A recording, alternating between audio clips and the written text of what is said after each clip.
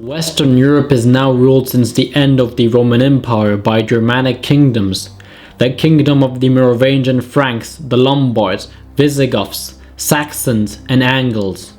In the east, the Byzantine Empire remained the last Roman territory, and in the north, the Avars, another nomadic power coming from the east. The final century of the Merovingian dynasty rule approached. The kings were increasingly pushed into a ceremonial rule.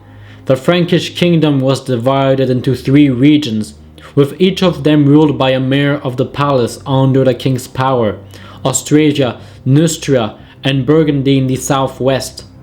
The kingdom of Aquitaine stayed yet independent from the Frankish Kingdom since 670. The mayor of the palace was basically the highest ranking commander under the king's power, who was appointed a specific order to defend safely each region from any rebellion or foreign invasion. The mayor of the palace was the only one who had the authorization to substitute itself as the king, who made him able to drive the army at the place of the king into battle. In 656, the mayor Grimoald I of Austrasia tried to place his son Childebert on the throne, who was arrested and executed because a mayor did not have the right to place a king on the throne. Despite his father's death, Childebert was able to rule Austrasia until his death in 662, when the Merovingian dynasty was restored after great disputes in the dynasty. During the following years, the Merovingian dynasty was not far from ending after many attempts of division, corruption between kings and mayors, who claimed their own kingdom and independence. When King Chilperic II rose to power, he knew that the kingdom was becoming more and more fragile, which worried him of a civil war or a rebellion happening. To be sure to secure the regions of the kingdom, he had no other choices than to place his most trusted mayor and commander, whose name was Charles, and gave him the name of Prince of the Franks. Charles was the illegitimate son of Pepin of Herstal, who had been the Duke of the Franks under the rule of King Dagobert III, who came from a different Frankish lineage than the Merovingians. Pepin of Herstal lineage came from the Pepinids, who descended from the Iranian Franks, who centuries before had been assimilated to the Merovingian kingdom of Clovis. However, in 718, an unexpected Saxon invasion from the east had penetrated the Frankish kingdom to seize Austrasia. King Chilperic II of the Merovingians immediately sent his commander Charles to face the Saxons in the east. Charles was able to push them back rapidly out of the regions of the kingdom. Seeing him as an extremely experienced and impressive warrior, Chilperic sent him into a series of expeditions to assure the power of the Frankish kingdom. Charles was sent to attack Frisia, taking advantage that the Frisian leader Radbod had died in order to extend the Frankish kingdom. When Chilperic II died in 721, Charles appointed as his successor the son of Dagobert III, Thierry IV. However, Thierry IV was still a young boy who was obviously too young to rule the large kingdom. As a mayor of the Palace of Austrasia, Charles declared himself as the main leader of the Frankish kingdom and was now appointing the kings whom he supposedly served, known as rois fainéants in French, for the reason they were completely useless. For the second time, the Saxons began raiding again the eastern regions of the Frankish kingdom. Charles again marched against them to push them back from the borders, hoping to never see them invading again. Although he was able to end Saxon raids, the Neustrians rebelled under Ragenfrid against Charles' authority, claiming to become independent from the Frankish kingdom. Charles, who would not let that happen, rushed with his armies to Neustria and defeated him in 724. Ragenfrid decided to give up his sons as hostages in turn for keeping his county. During the following years, Charles went into many other expeditions by invading the Bavaria region, allying with the Alemanni to fight Duke Hogbert, who had to submit to Frankish sovereignty. The year after having allied with the Alemanni, he defeated them to control the region before they would also rebel against him. Towards the end of the 7th century, Charles had now all secured the regions of the kingdom and would be considered as being the most powerful leader and commander of Western Europe. Suddenly, while the Frankish kingdom had at least found a bit of peace after many years of tough conflicts, a message from Duke Odo of Aquitaine reached the Frankish kingdom of an upcoming threat coming from the south. It was the Umayyad Caliphate that had reached the borders of the Pyrenees.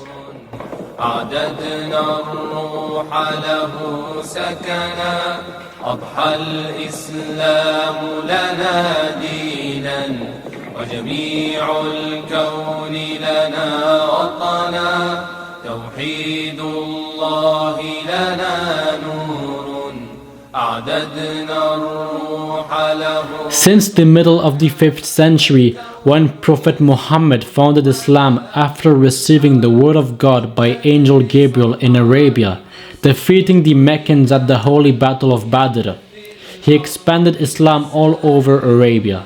From the 5th to the 8th centuries, the Muslims under the Umayyad Caliphate had conquered all the Middle East, Western Asia, North Africa, and were now turning their heads towards Western Europe. In 711, after crossing the Strait of Gibraltar into Iberian Peninsula, the Umayyads won a stunning victory at the Battle of Guadalete, ending Visigoths' rule and turning all Iberia into Islamic territory. The Duke of Aquitaine, Odo, who was on the other side of the Pyrenees mountainous border, worried that the Umayyad next target would be the Aquitaine Kingdom. The Kingdom of Aquitaine, which had been independent from the Frankish Kingdom, had been one of Charles' greatest rivals. But now the time had come to make peace and create an alliance against the enemy. Receiving Odo's message, Charles began to inform all the regions of the Frankish Kingdom to be prepared for war, assembling a strong army to affront the Umayyads. Charles' greatest fear was that if the Umayyads invaded the Frankish kingdom, Christianity would be erased from Europe and Islam would become a new religion, which was considered as heretic by the church.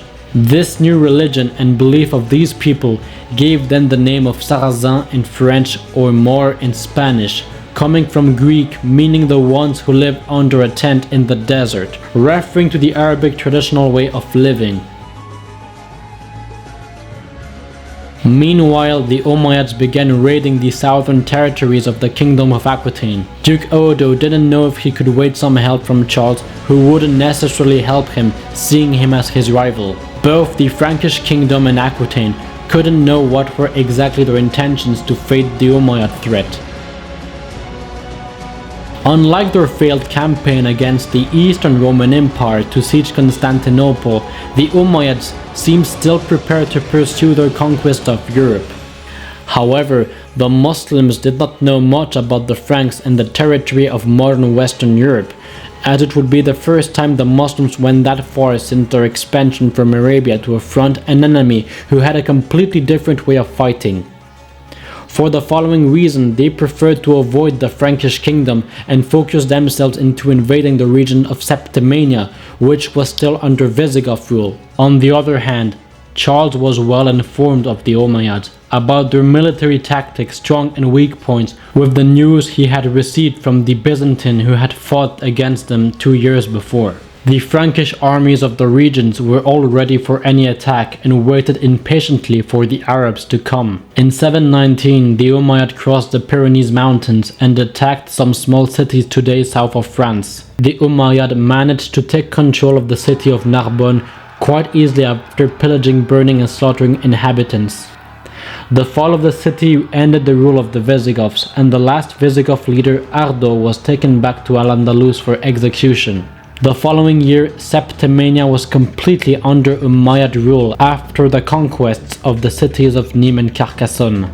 After this successful campaign, the Umayyads became more confident and felt ready to turn their armies towards the Kingdom of Aquitaine.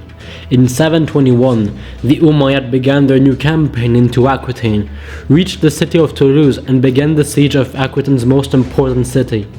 Duke Odo, who was left on his own to affront the Umayyad army, waited desperately for his rival Charles to send him help against the Muslim invaders.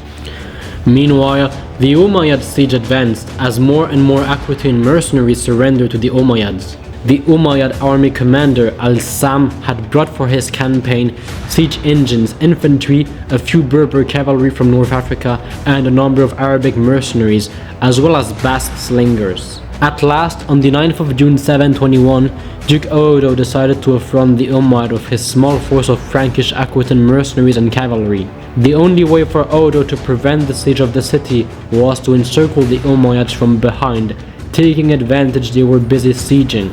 Indeed, as planned, the Umayyad weren't prepared for an attack, and when the Duke of Aquitaine ordered the offensive, the Umayyads were encircled and totally defeated with most of the commanders killed. Successfully, Duke Odo was able to defend Toulouse, which had been sieged for many months, already with many massacres and a defeat of an Umayyad force. Indeed, even after their failed campaign, Muslim raids began yet again penetrating the territories of Aquitaine, with the Umayyad base of Narbonne.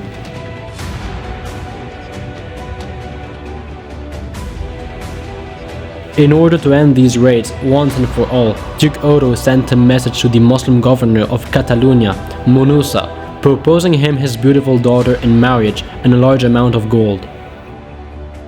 This proposal was accepted by the Umayyad governor, which rapidly made up a friendship between the Kingdom of Aquitaine and the Umayyad. Hearing the news from the north, this peace worried Charles that the Umayyad and Aquitaine would make an alliance against him, since Odo was normally his rival. However, back in Iberia, a revolt happened between the Arabs and Berbers.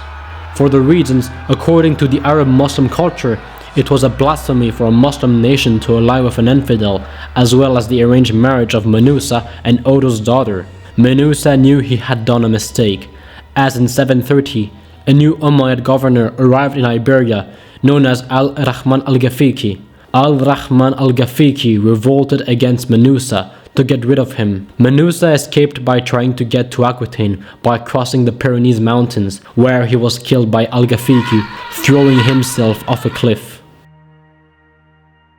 The new Umayyad governor of Al-Andalus, furious with his commanders with their failed campaign in Aquitaine, prepared larger forces to restart another campaign. He regrouped a gigantic army of about 25,000 Muslim, Arab and Berber warriors at the city of Pamplona, northern Iberia. This time, the Umayyads did not attempt to re-attack Toulouse. Instead, Abdul al-Rahman decided to head towards the city of Bordeaux, north of Aquitaine. On their way, they raided the Aquitaine lands, burned villages and stole many resources.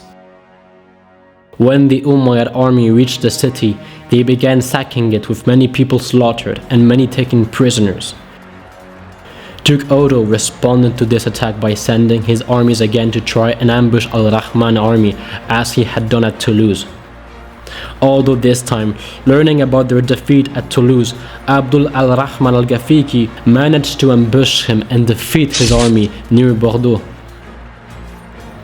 After losing a great part of his army, Duke Odo managed to escape alive from the battlefield with some of his remaining commanders to reach Charles in the north. Al-Rahman al-Ghafiqi's success at Bordeaux made him the road open into Gaul. Now the Umayyad army began marching into deep Frankish lands, preparing for a final showout against the Franks.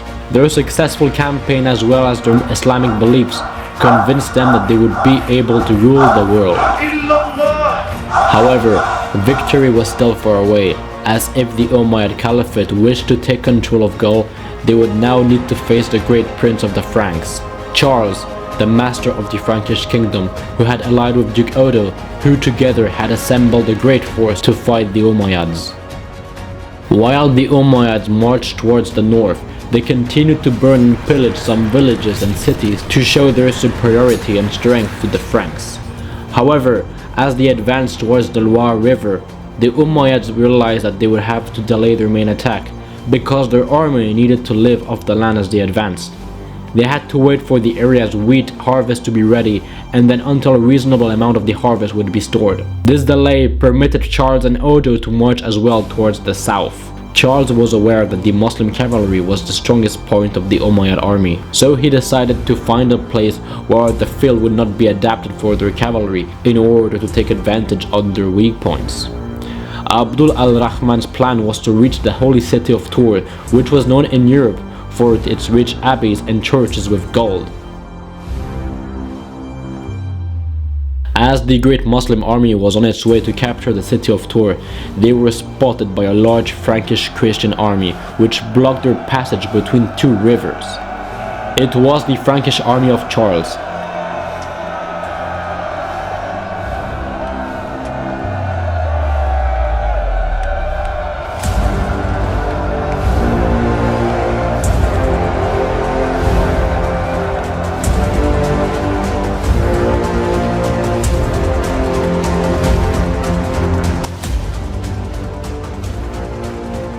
Abdul al-Rahman waited for the rest of his forces to come, hoping that the Franks would get out of their way, after frightening them with their larger army and cavalry. But the Frankish army remained there. Charles had chosen the right area to affront the enemy, and instead of charging immediately the Umayyads. The Umayyads were surprised to see in front of them a very disciplined shield army with a few cavalry, which meant that the Franks were prepared in a defensive strategy unlike the Umayyads. The Muslim army of Abdul al-Rahman contained large Berber cavalry units, archers, with small elite Arab infantry units to guard the camp, which made up a total of 15 to 25,000 strong.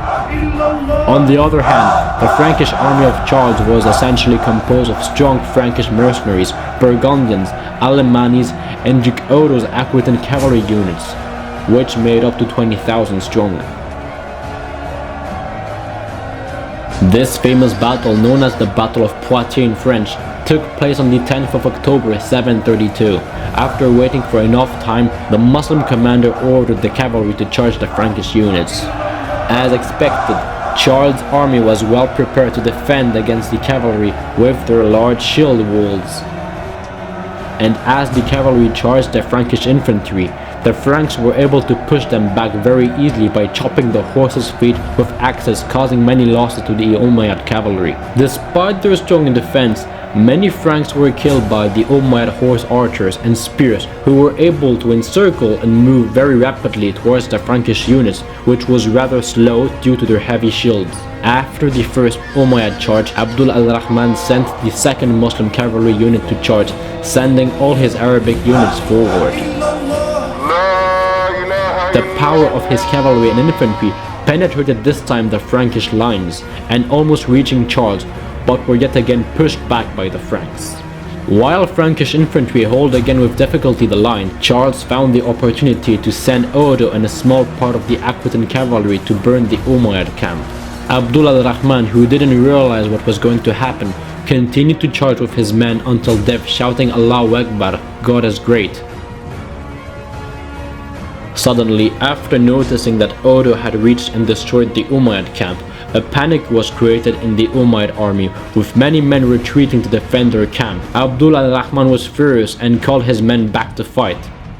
This is when Charles ordered a massive offensive against the Umayyad, sending his entire infantry to charge. Without being aware of the situation, Abdul al-Rahman was killed by Charles, and his last cavalry units fled the battlefield. Charles did not follow them, fearing of an ambush, and ordered to retreat to the camp to treat their Frankish wounds and prepare in case of another charge. Charles wasn't sure if the battle was completely done, and decided to set back his army for the next day. However, the day after, there were no traces of the Umayyad army, and some scouts reported that the remaining Muslim army had turned back south. This is when Charles understood that he had won a great victory. He sent a message all over the kingdom and neighboring states that the Franks had defeated an Umayyad force. During the battle, the Franks lost only about 1,000 men, although the Umayyad lost about 20 to 25,000 warriors, almost their entire army. The Battle of Poitiers had been one of the greatest Muslim defeats in history, which was surnamed by Arabic historians as the Battle of the Highway of the Martyrs.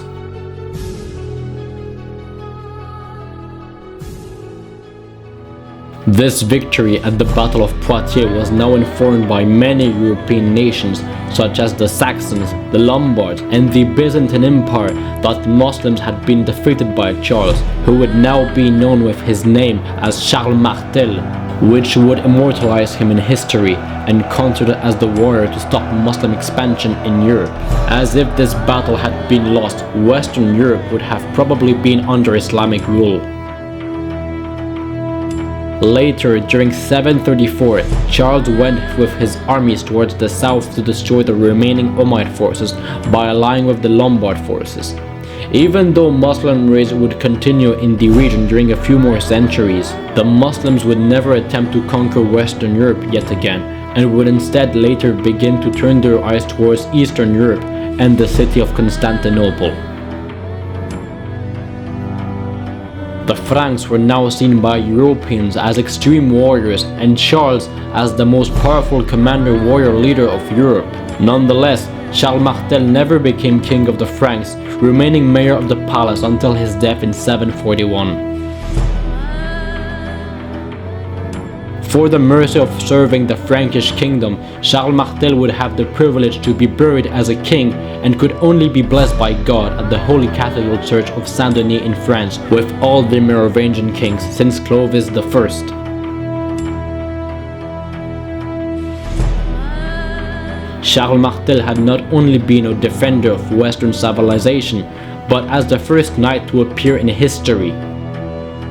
More importantly, Charles Martel founded a new Frankish dynasty, the Carolingian Dynasty, from his name Charles, whose son Pépin le Bref would succeed, becoming the first king of the Carolingian Dynasty, who would later give birth to an important great king in history, Charlemagne. Indeed, Charles Martel was the grandfather of Charlemagne, who then became one of the greatest leaders of the world history as the Emperor of the West and Father of Europe.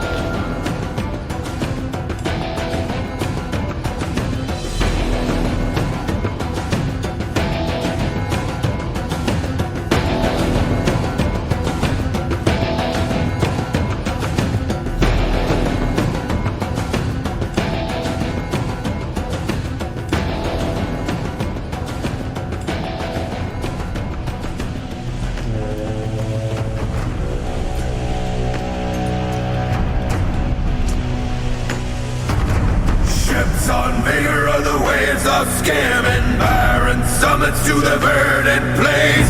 Each horizon is a new beginning. Rise and reign. Far from the fjords and the ice-cold currents, brave and soar over new frontiers. Songs and sagas of a fate determined, shields and spears. Vows of favor or the thrill of plunder, pulled together for the